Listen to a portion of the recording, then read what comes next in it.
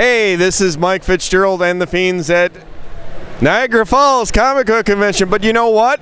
There's more than comics here. In fact, we're in, I guess, the horror aisle or street. And I'm here with actor and filmmaker Anthony DP Mann. That's right. It's a pleasure to be here in Niagara Falls, I gotta say.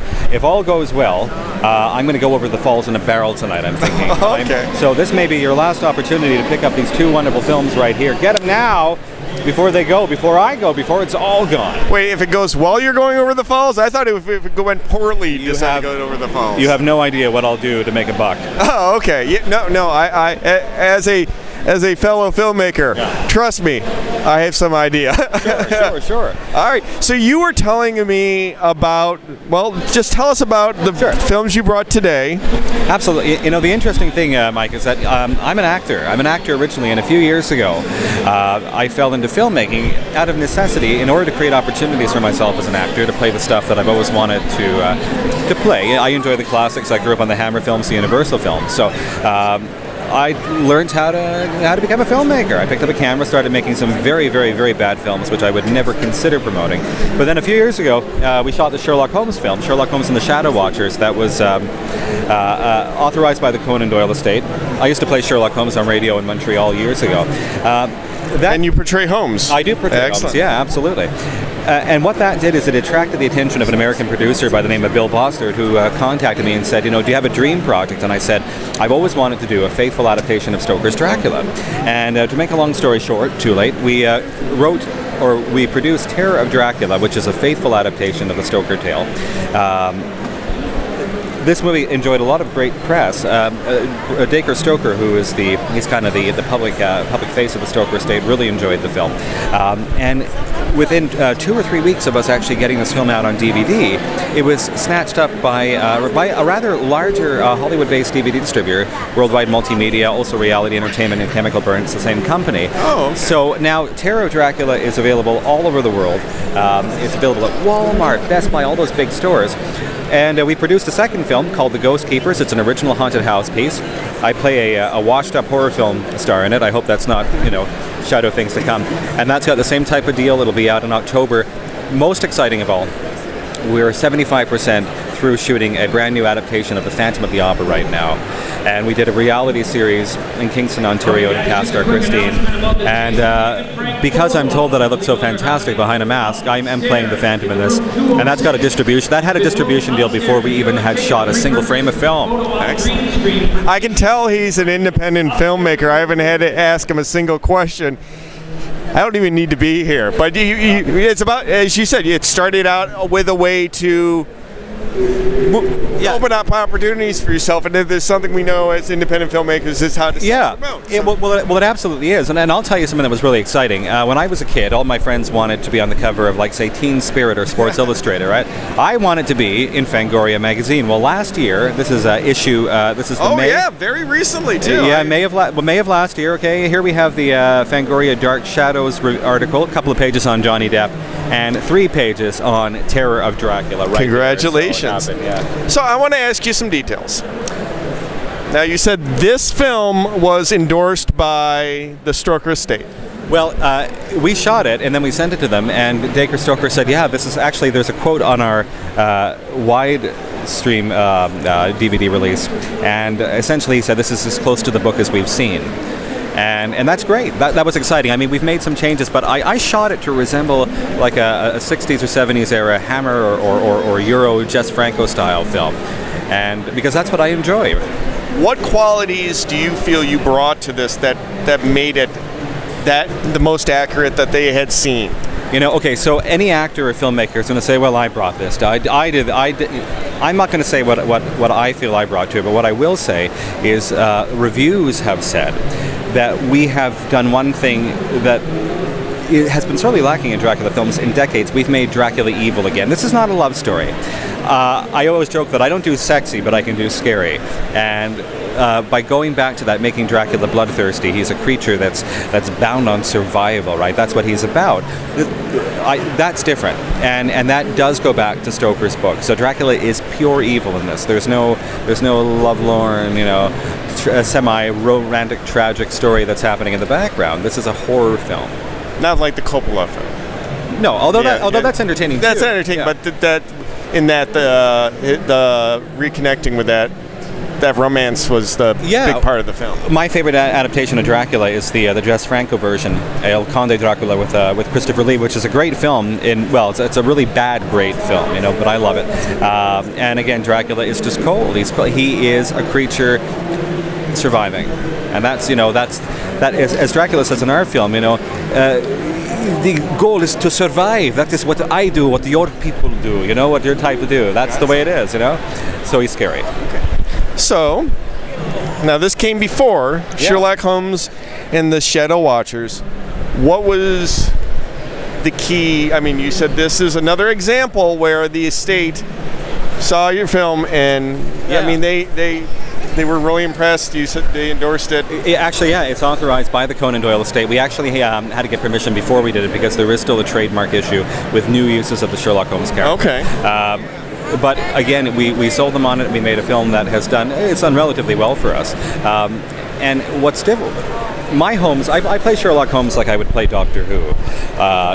So there's a lot of... Which is a role that's opening up.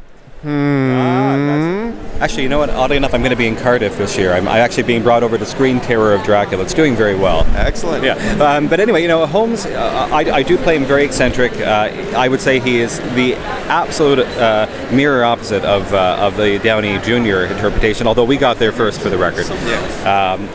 He's just kind of a bit more of an exaggeration of my own eccentricities, I suppose. Now, I want to ask you, I'm a big Holmesian.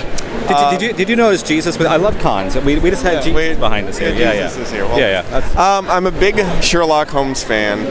I've enjoyed the classic BBC series, the new Sherlock Holmes, I have even enjoyed Elementary. As well as the features.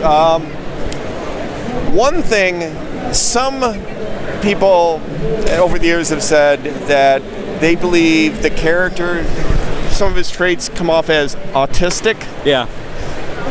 How do you feel that as well? And was that part of creating the character for your role? Well, I find that Johnny Lee Miller has really imbued the character with that.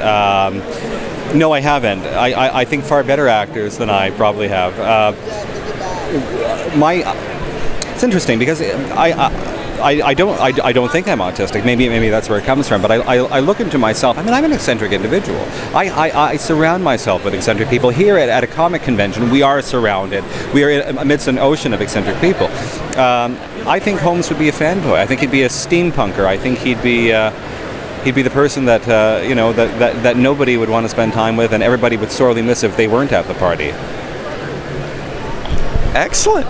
So, we've Terror of Dracula, Sherlock Holmes and the Shadow Watchers, Ghost Keepers, Phantom of the Opera. Well, Phantom of the Opera. What are you going to do with Phantom of the? I mean, you've made each of these films your own. What are you doing or have done with Phantom of the Opera to make that your own? Again, as much as I love the musical, I love the Lloyd Webber film. I think we forget or the Lloyd Webber show, excuse me. I think that we forget the Phantom of the Opera was based on a book. The musical is just the most recent incarnation of a 100-year-old story. So we're going back to the book in many ways.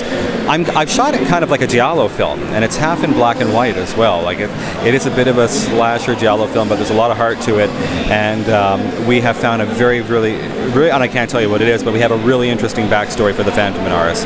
And I think people are going to really appreciate this one. This is very old school.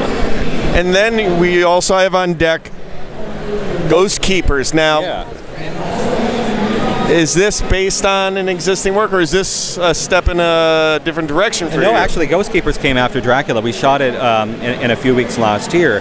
It's a haunted house film. It's about a podcaster rents an old house where his favorite film was shot 25 years earlier. He brings in the star of that film, who's now a washed-up horror actor by the name of Victor Brimstone, and I play Victor Brimstone. And of course, he's very British, Yes, he's quite washed up. Kind of, from what you're telling me, kind of reminds me of Roddy McDowall's character in Fright Night. Sort of. I think he's more based on Vincent Price, a little bit of Peter Cushing, some of the guys that I really enjoyed coming up. But Peter Vincent's in there too. And there's a ghost story that unravels over the course of this evening. A lot of loose strings are tied up from the film shoot. it's a really creepy little chilling tale, and I'm very proud of it. It's an original script. It's also a celebration of the haunted house genre, which I love. But again, this is old school. We're relying on practical effects, real chills, as opposed to CGI and gruesome, long, black-haired creatures. So, like your other work, which were adaptations, this one stands out because of the realism. Or what did you? I mean, in each of these, you brought something you established, to establish. In this one, what makes that? I mean, there is a plethora, if I'm using that word correctly, of ghost films. I mean, it's a very sure. What makes this stand? What qualities did you bring to it that makes it stand out in a saturated marketplace? Mike, my favorite film of all time is The Changeling, George C. Scott classic. If you haven't seen it, you need to see it. Like, put this video on pause, and go out and buy The Changeling. I'm sorry. It's all right. That's fine. That's fine. Come back to the video. This is very much in the style of the Changeling, or the original Haunting, where the original, yes. Or The Uninvited from the 1940s. Yes. A great classic haunted house film. So it's modern ghost films annoy me. I shouldn't say they annoy me, because I love them. I mean, I'm a junkie. I'm a fanboy. But modern haunted house films rely upon ghosts that have too many abilities, and it's too unrealistic. As opposed to the idea of a remnant from the past that's kind of creeping around in the distance and creating odd feelings and strange things happening, getting under your skin, as opposed to in-your-face horror. Yeah, I like to get under your skin. It's more of a psychological aspect to it, or Well, there's a little bit of everything. Ghost Keepers has a lot of humor to it, and I'm really interested to see how people respond to it. It is being released through Reality Entertainment. We have a poster up there. I'm excited to see it. It's going to be out in wide distribution.